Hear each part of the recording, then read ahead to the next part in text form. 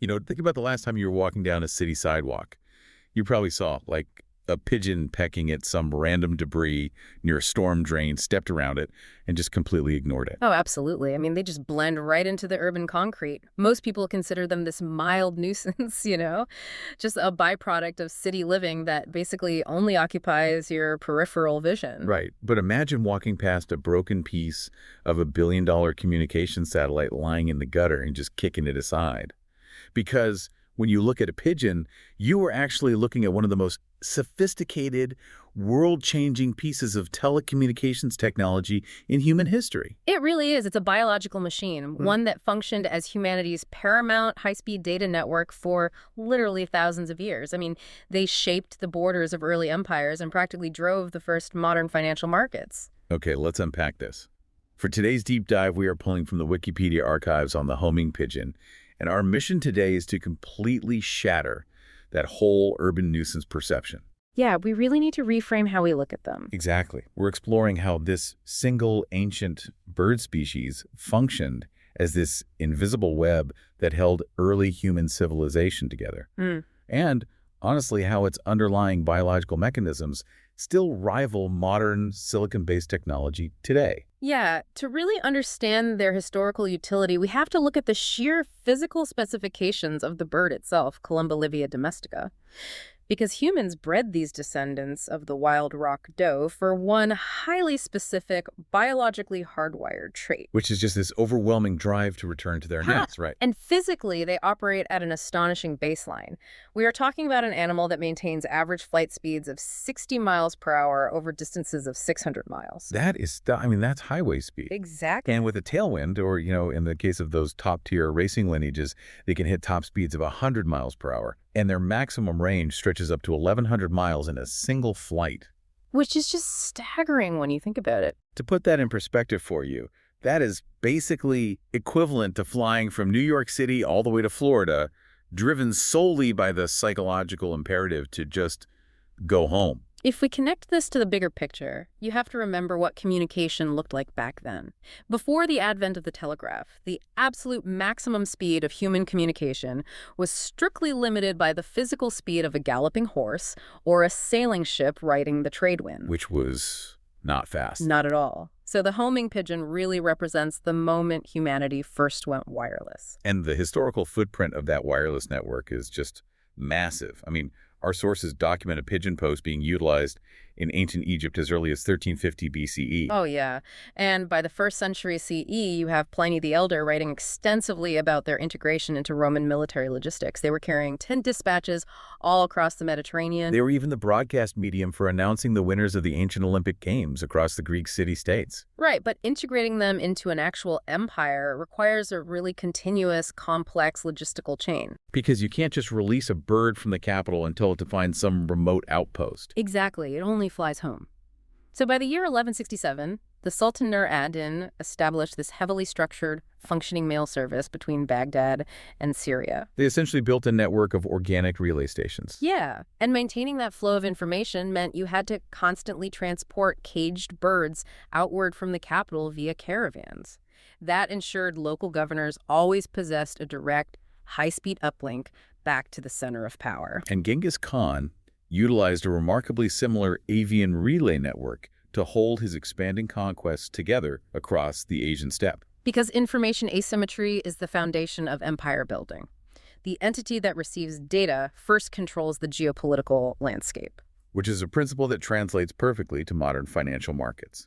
Which brings us to Paul Reuter in 1860. Oh, this is a great example. Yeah, so Reuter identified a crucial gap in the early fragmented telegraph lines between Brussels and Aachen.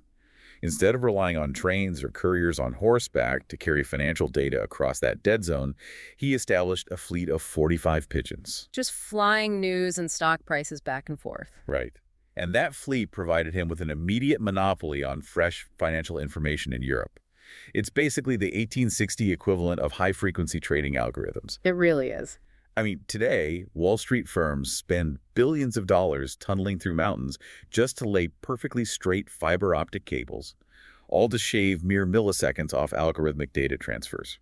Reuters achieved the exact same structural market advantage by purchasing a flock of birds. Birds capable of flying 60 miles an hour. He literally flew his data above the competition. And New York City newspapers executed the exact same strategy with the Halifax intercept. Right, because Halifax, Nova Scotia was the closest North American port to Europe. So rather than waiting for transatlantic ships to travel down the coast and dock in New York Harbor, newspapers dispatched reporters to Halifax. To literally intercept the news. Exactly. They intercepted the incoming European vessels, extracted the international news, and attached the notes to homing pigeons. The birds bypassed the maritime journey entirely. Allowing the newspapers to publish the dispatches before the ships even arrived in the city. That velocity provided an incredible competitive edge. It really did. But when you adapt that biological speed for warfare, you hit a massive logistical wall. And here I actually want to push back on the romanticized concept we often hold of the messenger bird. Oh, interesting. How so? Well, we picture this noble animal taking a dispatch from a soldier and bravely flying out to deliver it to an ally in need. But in reality, the system is strictly one way. A pigeon only flies to its home roost. It's not delivering mail out of loyalty. We literally just weaponize an animal's desperate instinct to get back to its bed. What's fascinating here is how ingenious humans were to adapt that innate behavior. Because, yeah, if an infantry unit needs to send a dispatch from the front lines back to headquarters, they first have to manually carry those caged pigeons from the headquarters out into the trenches. Which sounds awful for the birds. It was. We just attached a payload to its leg and released it into a chaotic environment. Now, humans did develop a slight workaround by placing a pigeon's food at one location and their home roost at another. You can condition them to fly back and forth reliably, covering round trips up to 100 miles twice a day. But fundamentally, the bird is just attempting to reach a location where it feels safe and fed. Right. And during World War I and World War II, quote-unquote safe often meant flying through artillery barrages. The military records from those conflicts really highlight how critical they were as tactical infrastructure. In World War I, a French pigeon named Cher Ami was actually awarded the Croix de Guerre. Which is one of the highest military honors. Yeah, for successfully delivering 12 critical messages. And Cher Ami completed these flights despite sustaining severe combat injuries. The British even established the Dickon Medal in World War II, serving as the animal equivalent of the Victoria Cross. 32 pigeons received that medal for gallantry. Birds like Patty, G.I. Joe, and Mary of Exeter. Even the Girl Guides in Britain in 1943 recognized their strategic importance. They were actively raising funds to support the pigeon service and utilizing them to communicate with their world chief guide. And the sheer logistical audacity of Operation Market Garden perfectly illustrates their value. The Allies pair-dropped 82 pigeons into the Netherlands alongside the 1st Airborne Division signals. Wait, they literally dropped birds out of airplanes? Out of aircraft, yes, over occupied territory. And to deliver their intelligence, those birds had to navigate 240 miles across an active theater of war, cross the English Channel, and locate a specific wooden loft in London. That is wild. But I mean, utilizing standard radios in that environment was a liability. Radio frequency transmissions could be intercepted or triangulated by German signal intelligence. Exactly. A pigeon served as an untraceable, encrypted, organic data packet. The confidential pigeon service dropped hundreds of them into Northwest Europe simply to provide local resistance agents with a secure uplink. And that biological reliability extended well beyond the military into literal life-or-death payloads for modern healthcare. Oh, the hospital routes. Yeah. Throughout the 1970s and 1980s, hospitals in Plymouth and Devonport in England, as well as several hospitals in France, utilized daily pigeon routes because pigeons can carry up to 75 grams of payload on their backs. So administrators strapped unbreakable vials and laboratory blood specimens to them. Exactly. They moved medical samples above congested city traffic every single morning. And the English hospital route only ceased operations in 1983 because one of the medical facilities permanently closed. Not because the avian network failed. Right. Which brings us to the mechanics of this entire phenomenon, because here's where it gets really interesting. How does a bird dropped out of a military aircraft in the Netherlands physically locate a specific rooftop box in London? It is genuinely one of the most heavily debated topics in animal navigation. The scientific community generally refers to it as the map and compass model. Okay, map and compass? Yeah. The compass aspect is relatively straightforward. Researchers basically agree that birds use the position of the sun to orient themselves directionally. So the sun acts as the compass, provided the cardinal directions. Right. But the map, how the bird determines its starting coordinates relative to its home roost, is the unsolved variable. Very much unsolved. For decades, the dominant hypothesis was the iron beak theory. Scientists identified clusters of iron particles in the upper beak of pigeons, assuming these particles aligned to the Earth's magnetic north. Like a literal compass needle in their face. Basically, yeah. They thought it functioned as a physical compass interfacing directly with the bird's neural network. It presented this really elegant anatomical solution. Until a comprehensive study in 2012 completely dismantled it. Completely. Researchers discovered those iron-rich cells were not magnetosensitive neurons at all. They were simply macrophages. Which are immune system cells. Right, immune cells that just happen to sequester iron. They possessed absolutely no connection to the pigeon's navigational neural pathways.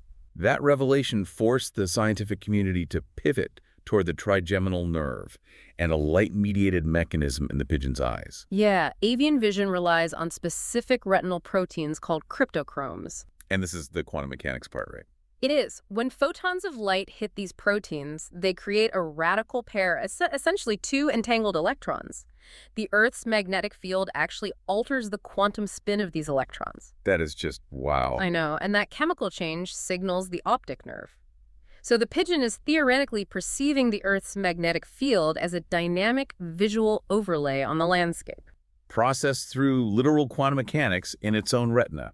Yeah, but this raises an important question because magnetoreception is only one layer of the map. In the 1970s, researchers like Floriano Papi and later Hans Wallraff proposed olfactory navigation. A spatial smell map.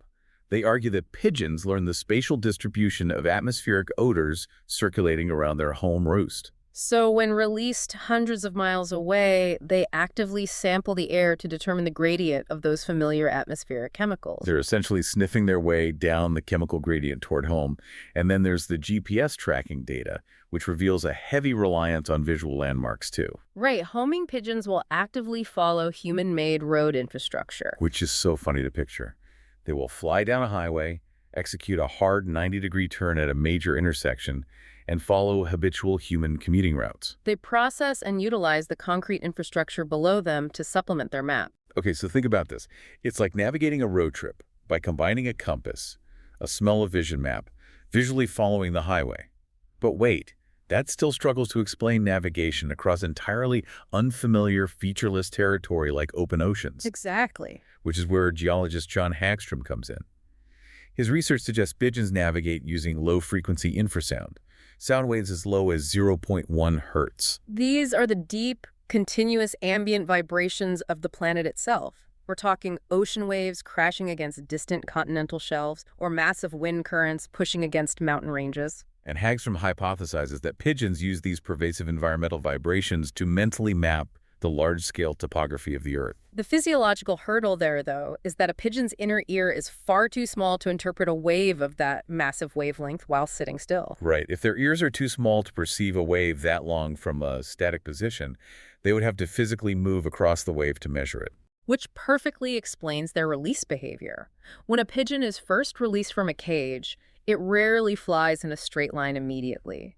It flies in a wide, sweeping circle. To physically sample the massive infrasound wave at multiple spatial coordinates. That allows their neural network to piece together the full length of the wave and orient themselves to the continental landscape. Yeah. So they're like strapping a subwoofer to your head to feel the Earth vibrating. Hagstrom's hypothesis perfectly accounts for that exact circular release behavior. And it forces us to consider how an animal's sensory perception entirely eclipses human capabilities. Top scientists still lack a unified consensus because the pigeons themselves refuse to use a standardized navigational system. Charles Walcott's experiments at Cornell University proved they exhibit hyper-localized evolution. He released homing pigeons near a severe magnetic anomaly in the Earth's crust. And birds from one specific loft were entirely disoriented by the anomaly. They just scattered. But birds from a different loft, located just 1 mile down the road from the first, flew straight home, completely unaffected by the magnetic interference. One family of pigeons evolved to rely heavily on the magnetic field, while their immediate neighbors defaulted to atmospheric odors and infrasound. They possess a profound biological redundancy, utilizing whatever combination of navigational tools best suits their hyperlocal environment. Yeah, it's brilliant. So what does this all mean? You would naturally assume the launch of telecommunication satellites and the laying of transoceanic fiber optic cables would permanently retire that biological toolkit. You'd think so, yeah. Yet, their physical payload capacity has kept them surprisingly relevant. I mean, the world's first formal airmail stamps were actually issued for the Great Barrier Pigeongram service in New Zealand back in 1897. And it went on much longer than that. Police in the Indian state of Odisha maintained an active, official pigeon messenger service for emergency communications following catastrophic natural disasters. And that flock remained operational until 2002. Retired only when the internet infrastructure finally stabilized in those remote regions. The transition to the digital age sparked a fascinating bandwidth rivalry between the pigeon and the computer. Because pigeons carry physical payloads, they can carry high-density physical data storage. Oh, the Winston experiment. Yes. In 2009, an IT company in South Africa got so frustrated with the sluggish speeds of their local internet service provider, they initiated a data race. They strapped a 4-gigabyte memory stick to an 11-month-old homing pigeon named Winston. And released him to fly 50 miles across the country. Simultaneously, the IT staff began transferring the identical 4-gigabyte file over their ADSL broadband internet connection. And Winston flew the 50 miles in 1 hour and 8 minutes. Factoring in the time to retrieve the bird, detach the memory stick, and download the data onto the destination server, the total transfer took 2 hours, 6 minutes, and 57 seconds. And in that exact same 2-hour window, the ADSL connection had only transferred 4% of the file. It is incredible. It really highlights a critical distinction in network architecture between speed and bandwidth. The internet offers unparalleled speed for small packets, but bandwidth, the sheer volume of data moved concurrently, can still be dominated by physical transport. Sometimes biology outpaces silicon. The tech community actually acknowledges this dynamic in their own architecture, too. In 2001, an engineering group in Norway successfully tested RFC Oven 49, which is a functional, albeit humorous, Internet Protocol designated IP over avian carriers. They successfully pinged a network by utilizing homing pigeons to physically carry the data packets. And the protocol executed perfectly. But that same physical payload capacity facilitates illicit applications in the modern era, too. Yeah, between 2009 and 2015, authorities in the Brazilian state of São Paulo intercepted numerous homing pigeons actively flying into heavily guarded prison complexes. Because associates on the outside were strapping mobile phones, SIM cards, batteries, USB cords, and narcotics to the birds. A pigeon simply flies over the razor wire, evades the metal detectors, and lands in a specific cell window with pinpoint accuracy. It is the exact same logistical model the English hospitals utilized to move biological samples in the 1970s, just seamlessly repurposed for the black market. Because the underlying advantage remains the unyielding reliability of their biological programming. A pigeon's navigation system cannot be hacked, and its signal cannot be jammed. It simply executes its imperative to go home. Exactly. So the next time you walk down the street and see a gray pigeon pecking at a sidewalk, remember what you are actually observing. You are looking at the descendant of a highly evolved biological machine. A creature that bridged ancient empires. Yeah, one that provided early financial markets with their first high-frequency trading edge, served as an encrypted data packet during World War II, and literally beat broadband internet in a data transfer race. They truly are living, breathing artifacts of our global communication infrastructure. There was one final thought I want to leave you with, though. Something for you to mull over regarding our modern relationship with these networks. We spent this deep dive exploring their invisible maps, how they synthesize visual landmarks, quantum magnetic overlays, infrasound vibrations, and spatial atmospheric odors to navigate the globe. But look at how rapidly humanity is altering that exact landscape today. Exactly. We are terraforming the sensory environment at an unprecedented scale. We are building massive, sprawling wind farms that generate entirely new artificial frequencies of infrasound. We are erecting megacities that permanently alter the atmospheric odors of entire regions. We're expanding concrete road grids and generating massive electromagnetic interference with high-voltage power lines. Right. So if these birds rely on ancient invisible maps of sound, smell, and magnetism, we are inadvertently rewriting the topography of their world. As our modern technological footprint grows denser and more complex, it really leaves you wondering if we will eventually cause the greatest navigators in history to permanently lose their way home.